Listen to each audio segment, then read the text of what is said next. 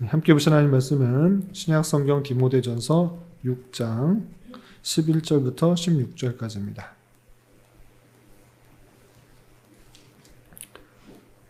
디모데전서 6장 11절부터 16절까지 말씀, 신약성경 342면 전후를 보시면 되겠습니다.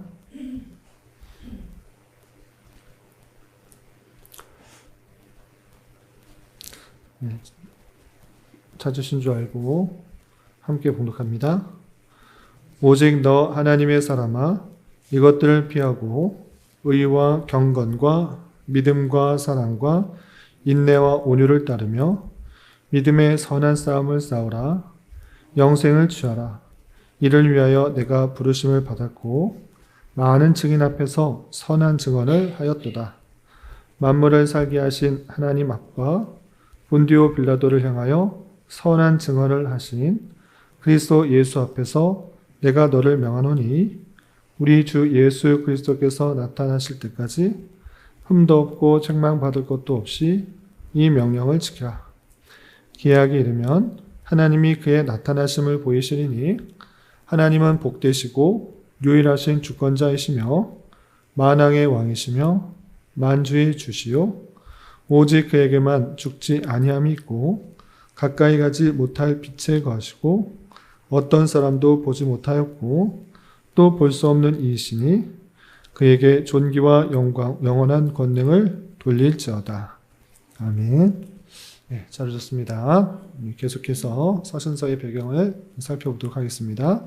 네, 지난주에는 디모데전서 첫 번째 시간을 가졌는데 우리 오늘 시간에는 디모데전서 두 번째 시간으로 해서 디모데전서의 주요 내용을 살펴보도록 하겠습니다. 네, 내용을 살펴보기 전에 지난주에 배웠던 것을 좀 퀴즈식으로 복습하도록 하겠습니다. 지난주에 배웠던 것 다시 한번 기억을 떠올리면서 문제를 풀어보시기 바랍니다.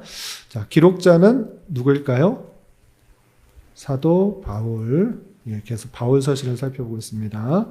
바울 서신 중에서 바울 서신 총 14권이라고 할 수 있는데 앞에 부분에는 교회에 보낸 편지, 뒷부분에는 개인에 보낸 편지로 그렇게 순서가 되어 있는데 개인에게 보낸 편지에 가장 먼저는 디모데전서, 그리고 디모데후서, 디도서, 빌레몬서 이렇게 있는 것입니다. 자, 바울 사도가 누구에게 쓴 편지일까요? 당연히 디모데. 예, 바울 서신은 수신자가 성경의 책 제목이 된다라고 했습니다. 바울이 디모데에게 쓴 편지고, 그럼 디모데의 이름의 뜻은 우리가 기억해 보면 하나님을 경외함 또는 하나님의 영예 또는 하나님께 무엇을 받는 자일까요? 하나님께 사랑받는 자. 디모데라는 이름이 뜻이 아주 좋습니다. 자, 그리고 어머니는 갈라디아 성의 루스드라 출신이고 어머니는 어디 출신이고 아버지는 헬라인일까요? 어머니는 어디 출신이죠? 예, 유대인. 아버지는 헬라인이어서 그렇게 했다고 그랬고, 그리고 어머니 이름은 유니게, 그리고 외할머니는 로이스였습니다. 그래서 둘의 영향으로 믿음 생활을 했고, 어려서부터 무엇을 잘 알고 있었을까요? 어려서부터 성경, 구약 성경을 잘 알고 있었습니다. 그리고 육신이 뭐 하지는 않았을까요? 육신이 건강하지 않았습니다. 왜냐하면 이제 물만 마시지 말고 위장과 자주 나는 병을 위하여 포도주를 조금씩 쓰라라고 하는 것을 통해서 육신이 건강하지는 않았다라는 것들을 생각해 볼 수 있습니다. 그리고 나이가 어떠함에도 불구하고 목회 사역을 감당하고 있었을까요? 나이가 어리다. 연소함에도 불구하고 목회 사역을 감당했습니다. 그래서 디모데전서를 보면 누구든지 내 연소함을 업신여기지 못하게 하고 라는 표현을 통해서 나이가 어림에도 불구하고 목회자의 사역을 감당하고 있다는 것을 알 수 있습니다. 자, 그리고 지금 바울 사도가 디모데에게 쓴 편지인데 디모데는 이 지역 중에 어디 있을까요?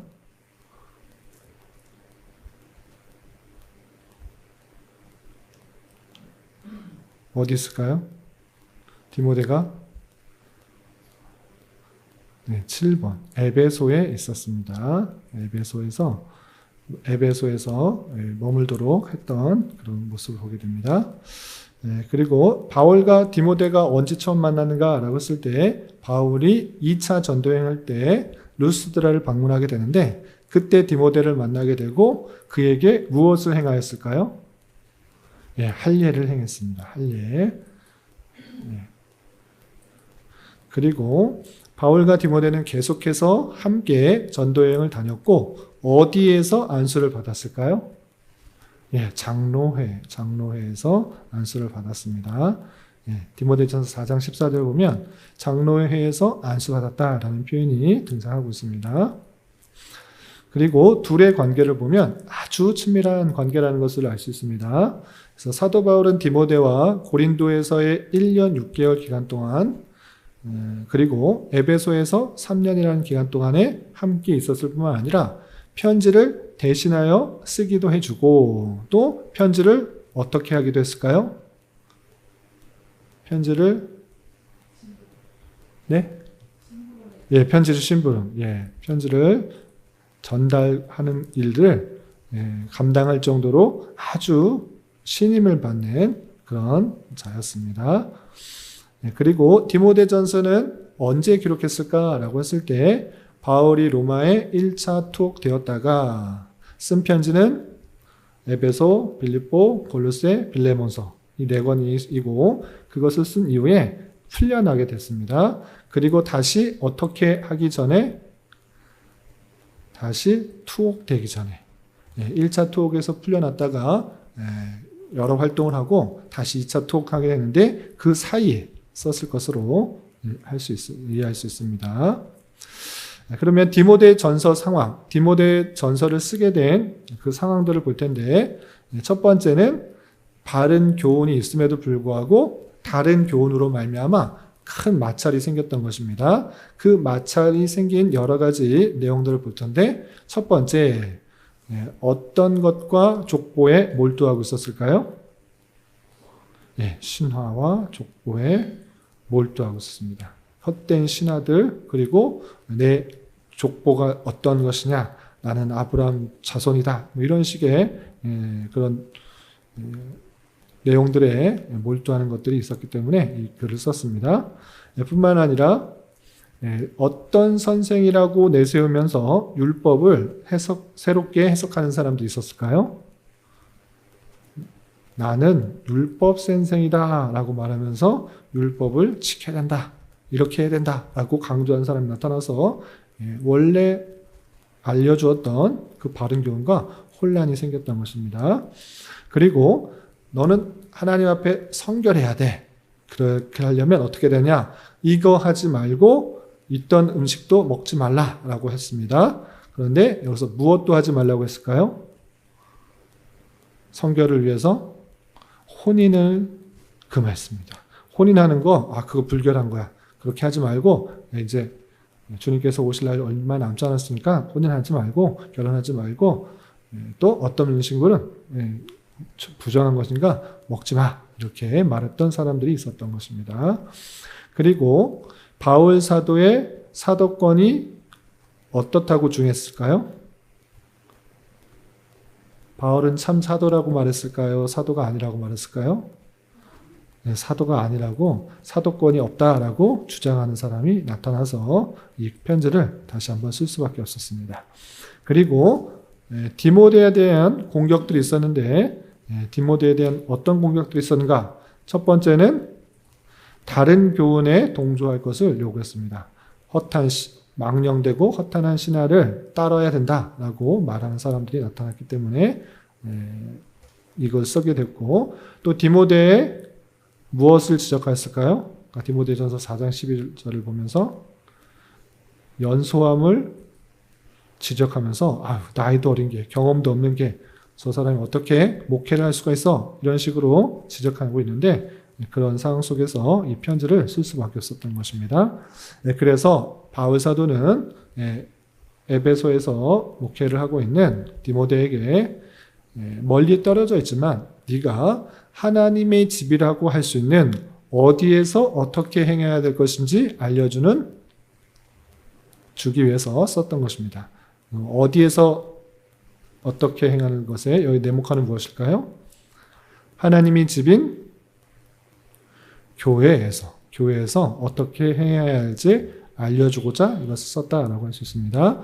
디모데전서 3장 14절부터 15절에 보면 내가 속히 내게 가기를 바라나 내가 너한테 빨리 가고 싶으나 이것을 내게 쓰는 것은 만일 지체하면 너로 하여금 하나님의 집에서 어떻게 행해야 할지 알게 하려 함이니 이 집은 살아계신 하나님의 교회요 진리의 기둥과 터니라 라고 하면서 빨리 가고 싶으나 그러지 못하니까 편지를 쓴다.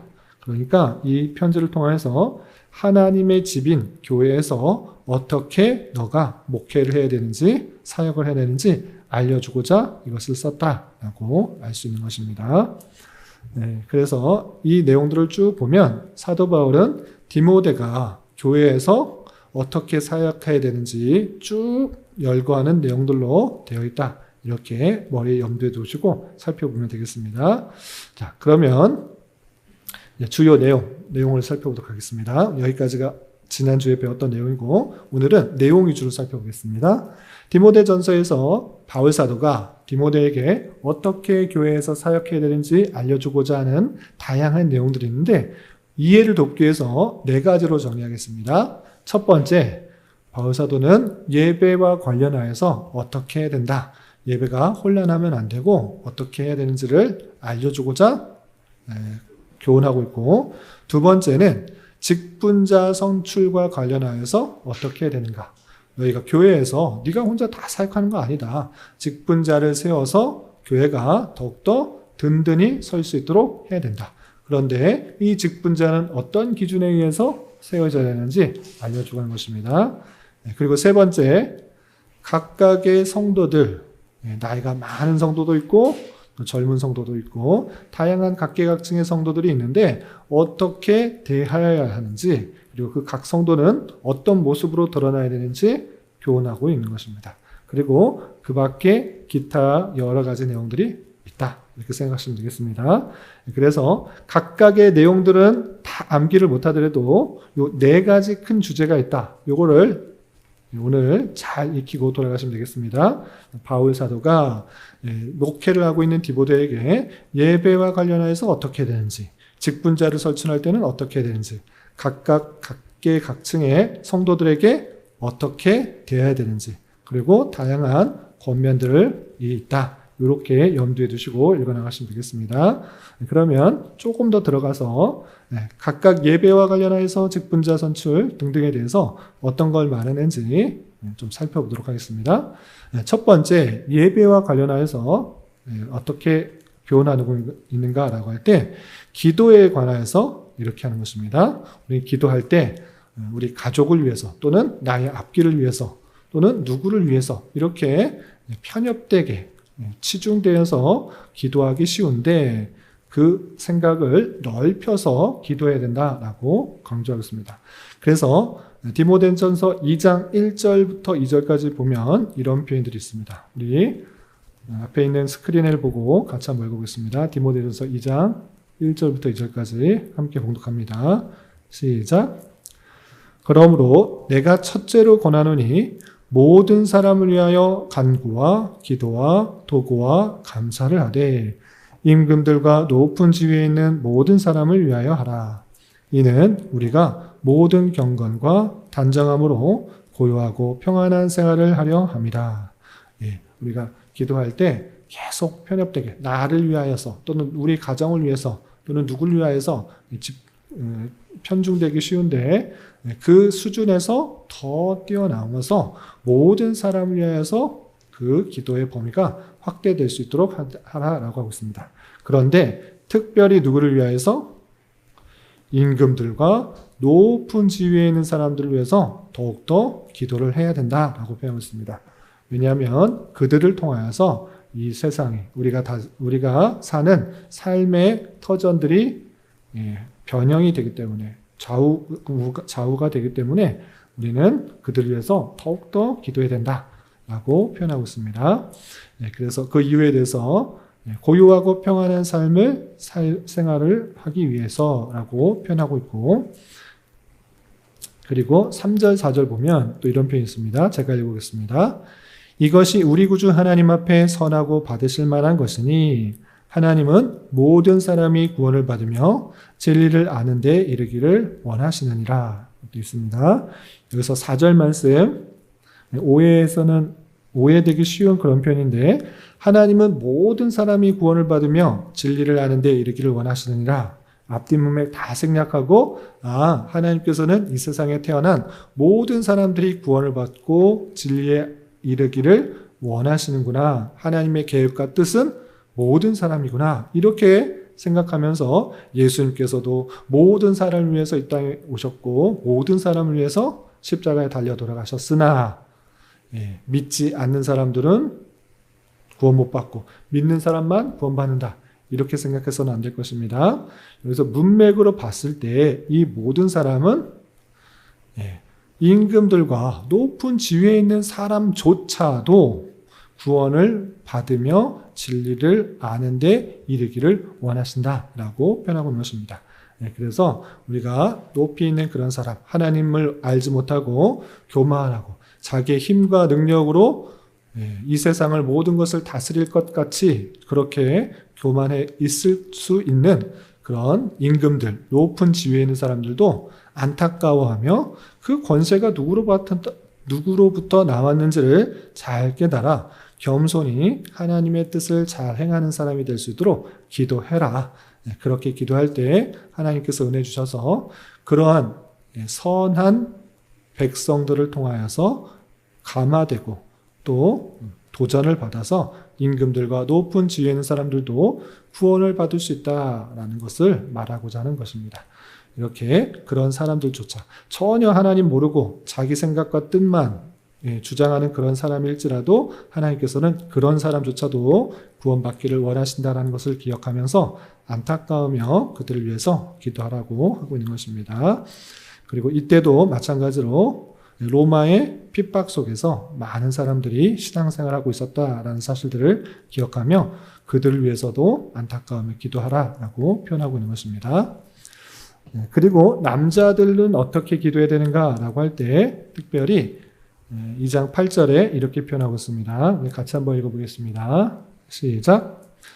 그러므로 각 처에서 남자들이 분노와 다툼이 없이 거룩한 손을 들어 기도하기를 원하노라. 각 처에서 각각 곳에서 남자들은 싸우거나 또는 화를 내거나 이렇게 하지 말고 기도할 때 각자 위치에서 거룩하게 또 하나님 앞에 모든 것을 의탁하며 기도해야 된다라고 표현하고 있습니다. 그리고 여자들에 대해서는 이렇게 표현하고 있습니다. 2장 9절부터 10절 계속 같이 읽어보겠습니다. 시작. 또 이와 같이 여자들도 단정하게 옷을 입으며 소박함과 정절로서 자기를 단장하고 따은 머리와 금이나 진주나 값진 옷으로 하지 말고 오직 선행으로 하기를 원하노라. 이것이 하나님을 경외한다는 자들의 마땅한 것이니라. 남자들에게는 각처에서 거룩함으로 싸우지 말고 화내지 말고 각처에서 거룩하게 기도하고, 여자들은 외적인 것에 너무 그렇게 치우치지 말고 선행으로, 삶으로 그렇게 단정하게 또 거룩하게 기도하며 표현하며 나아갈 것을 강조하고 있는 것을 보게 됩니다. 특별히 디모데전서 2장 11절에서는 여자는 일체 순종함으로 조용히 배우라 라고 말하면서 그때 당시에 남존여비와 같이 여자는 밑에 있어야 된다, 이런 정도의 얘기를 하는 것이 아니라 이 내용을 쭉 읽어보면 아담이 먼저 지음을 받고 하와가 그 후며 아담이 속은 것이 아니고 여자가 속아 죄에 빠졌습니다 라고 말하면서 창조 질서와 타락의 순서에 따라서 여자는 교회 안에서입니다.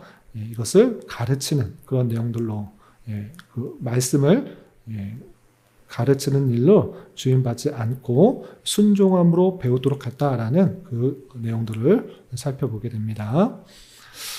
그리고 이제 직분자, 이제 예배에 관련해서는 이렇게 정리하겠습니다. 그러면 교회는 너 혼자 그냥 착 세우는 것이 아니라 여러 직분자를 선출해서 그 직분자들과 함께 교회를 이루어 나가는 것이다 라고 알려주면서 직분자는 이런 사람이 되어야 된다라고 알려주고 있습니다. 디모데전서 3장 1절부터 7절까지 감독을 어떤 사람을 뽑아야 되는지에 대해서 쭉 설명하고 있는데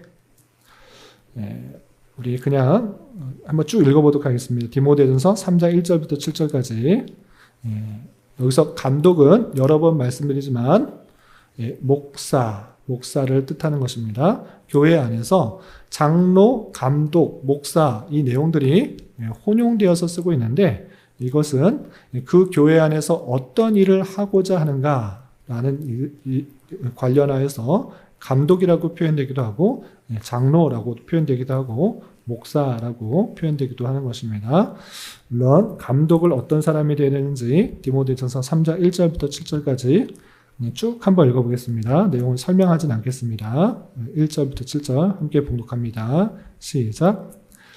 미쁘다 이 말이여 곧 사람이 감독의 직분을 얻으려 함은 선한 일을 사모하는 것이라 함이로다. 그러므로 감독은 책망할 것이 없으며 한 아내의 남편이 되며 절제하며 신중하며 단정하며 나그네를 대접하기를 가르치기를 잘하며 술을 즐기지 아니하며 부타하지 아니하며 오직 관용하며 다투지 아니하며 돈을 사랑하지 아니하며 자기 집을 잘 다스려 자녀들로 모든 공손함으로 복종하게 하는 자라야 할지며 사람이 자기 집을 다스릴 줄 알지 못하면 어찌 하나님의 교회를 돌보리요. 새로 입교한 자도 말지니 교만하여져서 마귀를 정죄하는 그 정죄에 빠질까 하며 또한 외인에게서도 선한 증거를 얻은 자라야 할지니 비방과 마귀의 올무에 빠질까 염려하라 라고 하면서 바울 사도가 디모데가 어떤 사람을 감독으로 세울까 걱정, 근심, 기준이 없어서 염려할 것을 생각하여서 이런 사람을 기준하여서 세우면 된다라고 표현하고 있는 것입니다. 이 기준은 그때 당시에만이 아니라 오늘날에도 동일하게 적용되는 것입니다. 그래서 목사로 설 때는 적어도 이런 기준에서 맞는지 안 맞는지 잘 살펴서 성도들이 그 기준에 합당하다라고 생각하여서 교회를 또 집사나 장로나 목사나 이런 식으로 그 기준에 맞게서 그 기준에 합당하게 세우도록 하는 것입니다. 이렇게 감독의 조건들을 말할 뿐만 아니라 또 집사에 대해서도 조건을 말하고 또 이 정도의 조건을 갖추어서 갖춘 자가 집사가 될 수 있도록 세우는 것이 좋겠다라고 표현하고 있습니다. 그 내용도 8절부터 13절까지 있는데 8절부터 10절까지만 같이 한번 읽어보겠습니다. 시작. 이와 같이 집사들도 정중하고 일구이연을 하지 아니하고 술에 임박히지 아니하고 더러운 일을 탐하지 아니하고 깨끗한 양심의 믿음의 비밀을 가진 자라야 할지니 이에 이 사람들을 먼저 시험하여 보고 그 후에 책망할 것이 없으면 집사의 직분을 맡게 할 것이요 라고 하면서 집사의 조건들을 쭉 설명하면서 디모데가 이런 사람을 세우면 되겠다라고 표현하고 있습니다. 그리고 이어서 집사된 또는 감독이 된 아내로서 어떤 모습들이 있어야 되는지를 쭉 설명하고 있는 것을 또 확인하게 됩니다. 여기까지가 직분자를 세울 때의 자세이고 그리고 목회를 하다 보면 다양한 각계각층의 남녀노소의 사람들을 만나게 되는데 그런 사람들에게는 어떻게 대해야 되는지 아주 친절하게 바울 사도가 디모데에게 알려주고 있습니다. 먼저 연세 있으신 성도들에게는 어떻게 되는지 디모데전서 5장 1절 2절 같이 한번 읽어보겠습니다. 시작. 늙은이를 꾸짖지 말고 권하되 아버지에게 하듯하며 젊은이에게는 형제에게 하듯하고 늙은 여자에게는 어머니에게 하듯하며 젊은 여자에게는 온전히 깨끗함으로 자매에게 하듯하라.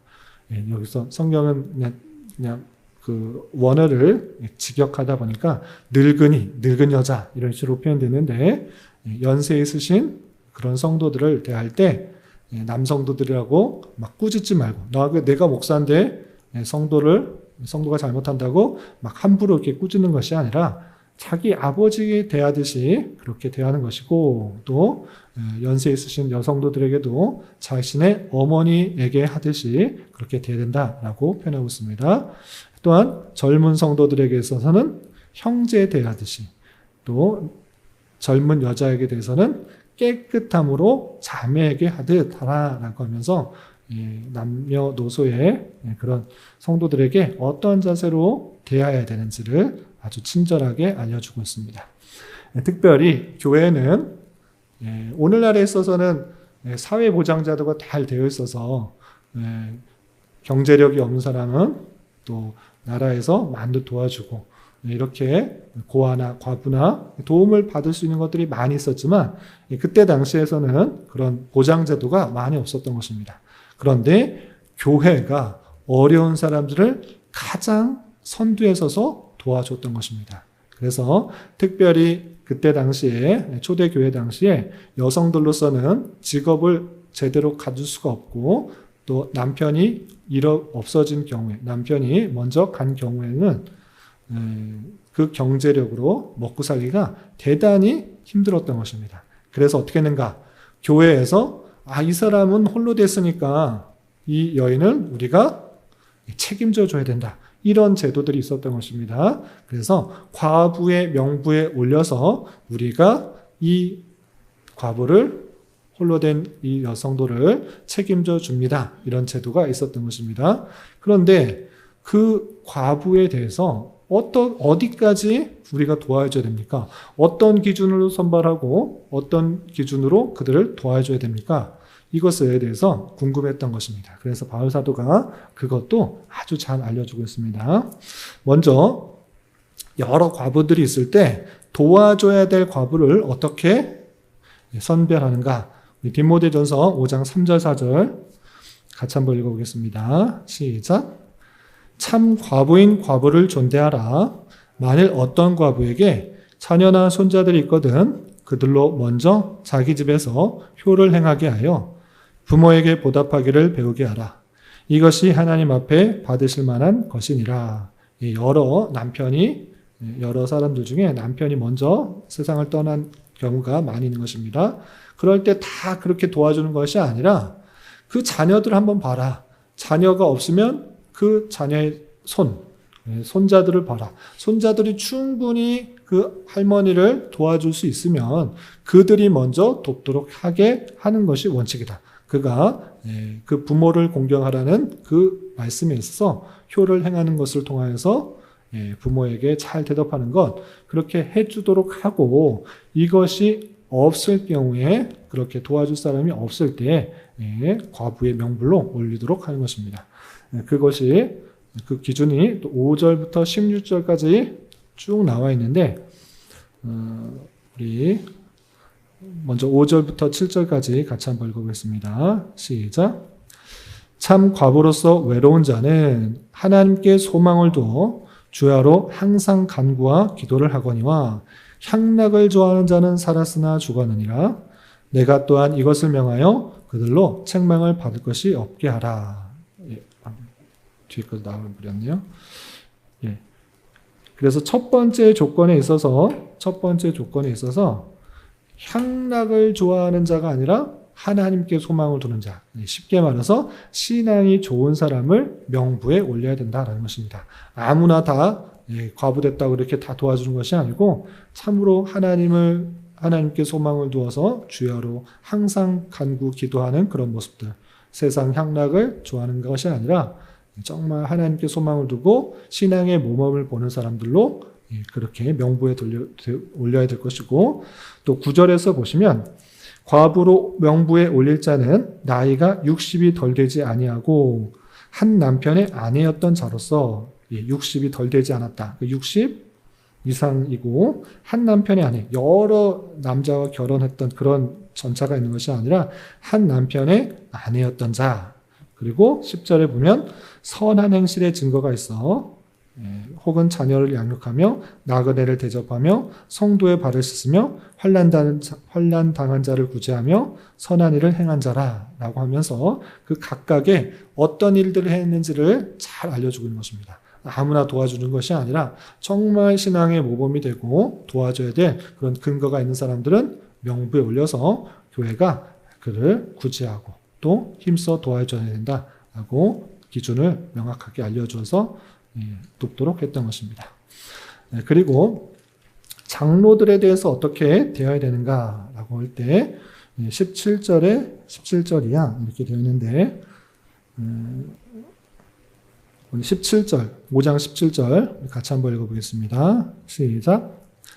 잘 다스리는 장로는 배나 존경할 자로 알되 말씀과 가르침에 수고하는 이들에게는 더욱 그리할 것이니라. 잘 다스리는 장로의 그 역할에 대해서 이렇게 설명하고 있습니다. 잘 다스리는 장로. 그것은 배나 존경할 자로 알되 특별히 말씀과 가르침에 수고하는 이들, 이것은 목사를 뜻하는 것입니다. 목사에게는 더욱 더 존경해야 된다라고 표현하고 있습니다.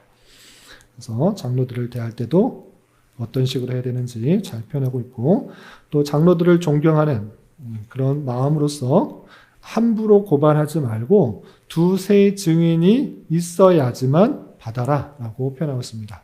그래서 장로에 대한 존경심을 따라서 함부로 어떤 사람이 장로에 대해서 고발한다고 할 때 그렇게 듣는 것이 아니라 적어도 두세 증인이 있을 때만 그 고발을 받고 그것이 자잘못을 따지도록 하도록 한 것을 보게 됩니다.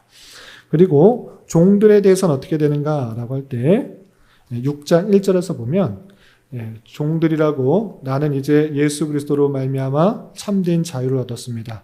이제 나는 하나님의 자녀입니다. 모두가 하나님의 자녀이니 너나 나나 주님 안에서 한 형제 자매입니다. 라고 그렇게 생각하는 것은 좋으나 실제 우리의 삶에 있어서 상전이 있을 때 그 제도를 함부로 넘어서거나 전복하는 것이 아니라 그것을 잘 따라야 된다라고 표현하고 있습니다.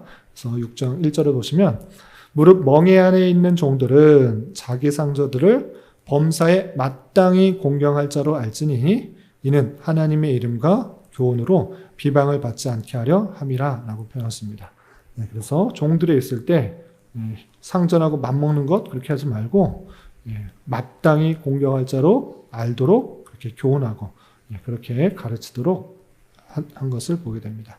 다 알 수 없는 그런 형편 가운데 하나님께서 종의 역할을 하면서 훈련받고 연단받고 하나님을 더 찾도록 하는 그런 섭리 방편도 있고 또는 상전의 위치에 있어서 하나님의 권세를 받아 종들을 더욱더 잘 다스리는 그런 모습들로 있도록 하신 것입니다. 그러므로 그 자리에서 주어진 자리에서 하나님께서 왜 여기에 있도록 하셨는가를 잘 생각하면서 그것을 훈련받고 또 거기서 마땅해야 될 일들을 잘 감당하도록 하는 것을 보게 됩니다. 6장 2절에 믿는 상전을 형제라고 가볍게 여기지 말고 더 잘 섬기게 하라라고 그렇게 구체적으로 알려주고 있습니다.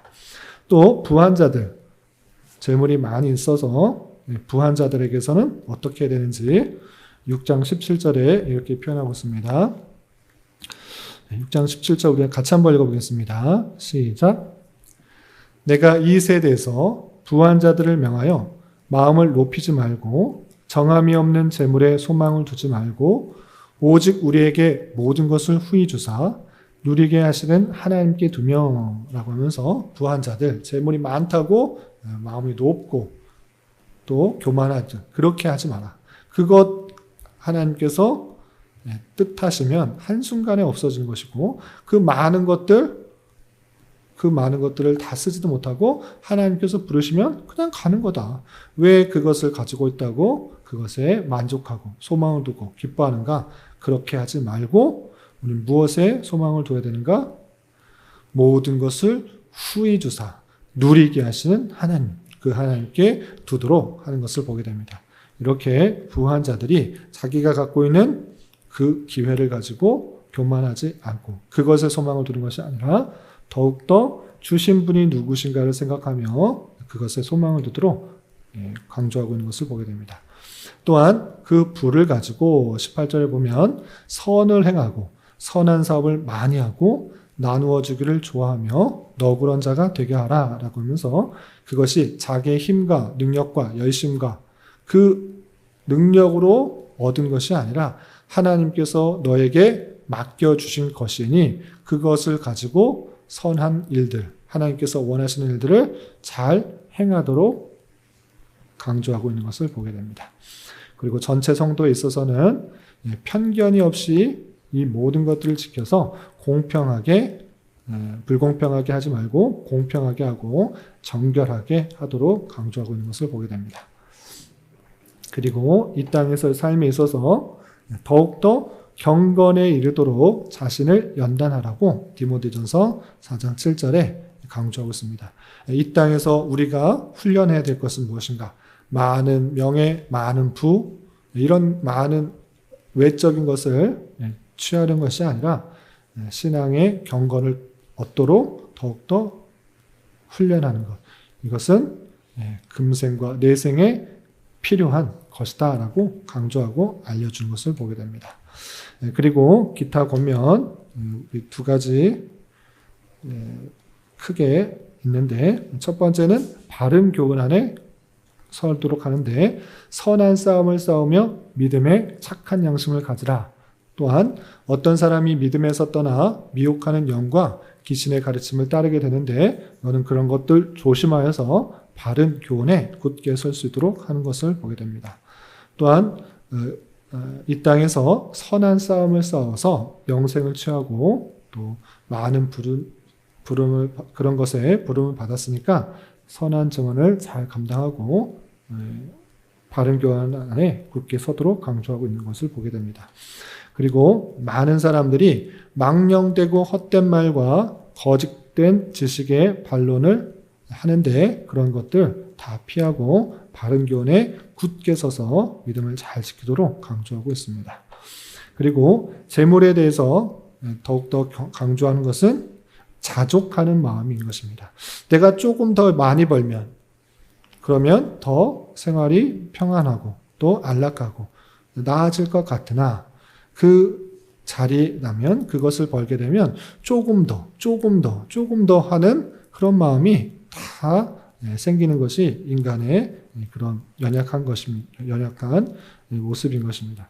그러나 자족하는 마음, 내게 주신 것 하나님께서 내게 필요한 줄 아시고 주신 것이라고 생각해서 만족하는 것, 스스로 족하게 여기는 그런 마음이 있으면 그 경건에 아주 큰 이익이 된다라고 말하면서 자족하는 마음을 가질 것으로 설명하고 있고, 돈을 사랑하게 되면 돈이 물론 많은 일들을 할 수 있어서 돈이 많으면 좋겠다라고 생각을 하느나 그러나 돈을 사랑하게 되면 하나님보다 더 사랑하게 되면 일만하게 뿌리가 되기 때문에 돈을 사랑하지 말도록 하고 주신 것에 자족하는 마음을 가지고 살아가야 될 것을 교훈하는 것을 보게 됩니다.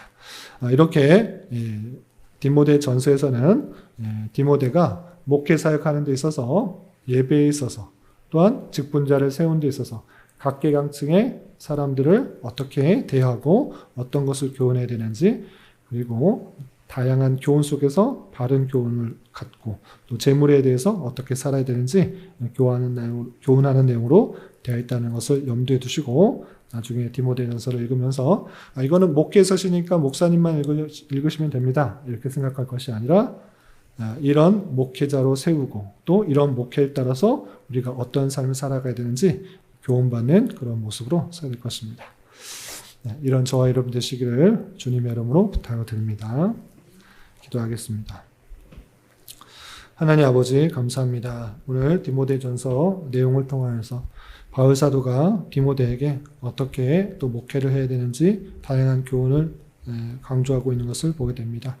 이런 말씀의 교훈에 따라서 우리가 다양한 세상의 그런 가르침과 또 교훈 속에서 바른 교훈을 붙들고 또 교회를 더욱더 든든히 세워갈 수 있도록 인도하여 주시고 교회가 또 직분자나 또 예배의 모습이나 각계각층의 또 다양한 사람들에 대해서 어떠한 자세로 또 사람을 대하며 또 세워가야 되는지 잘 교훈받아서 주님께서 원하시는 교회의 모습으로 잘 세워나갈 수 있도록 인도하여 주시옵소서. 주님, 6월은 선교라는 주제로 한 달을 보내고 있습니다. 주님께서 우리를 어떻게 사랑하셨는지를 더욱더 깊이 깨닫고 감사 찬송하며 우리 주어진 자리에서 또 말과 행동으로 그리스도의 은혜와 자비와 또 사랑들을 잘 전할 수 있는 자가 되게 하여 주시고, 특별히 해외에서 이 사역들을 감당하는 선교사님들과 또 그 가정을 놓고 물심양면으로 후원하며 기도할 수 있는 자도 되게 하여 주시옵소서.